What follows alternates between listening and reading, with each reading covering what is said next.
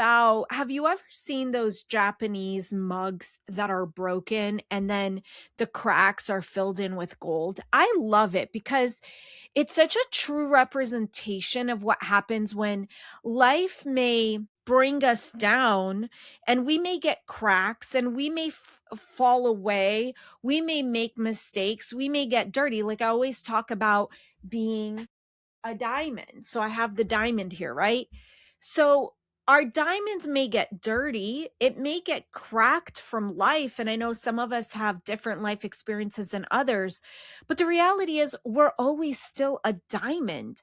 We may just have to get fixed up. We may have to get cleaned up, but the diamond is always there. And that's, if I were to say, like, if there's one thing that I always want you to remember from what I teach is this. It's that you were born a diamond, and life and the pressures of life underground may have been heavy, may have been hard, may have filled you up with soot, may be dirty, but you're still the diamond. And it just requires some cleaning off when you come up out of that pressure. Just got to clean yourself off. You will shine. You will shine.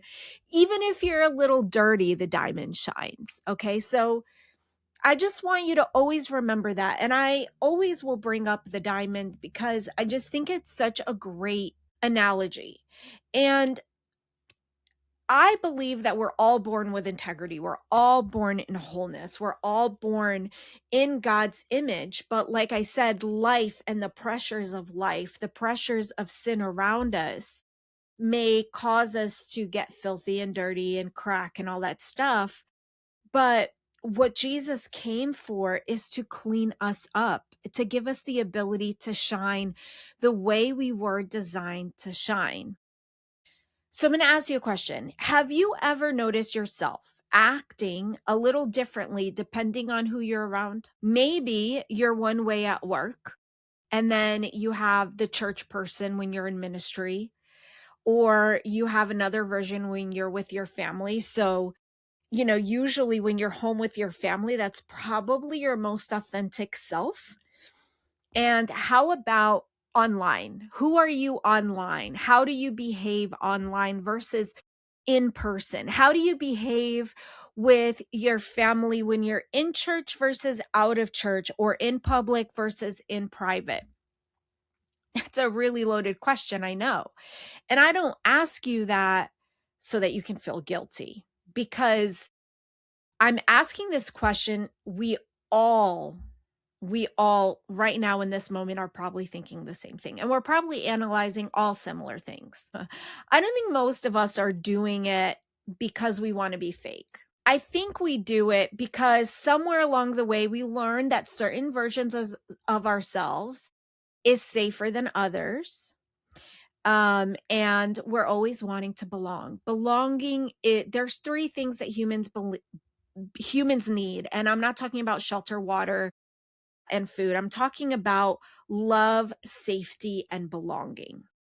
So, do you change who you are when you're trying to be loved, to belong, or to feel safe within the groups of people that you are? Who are you?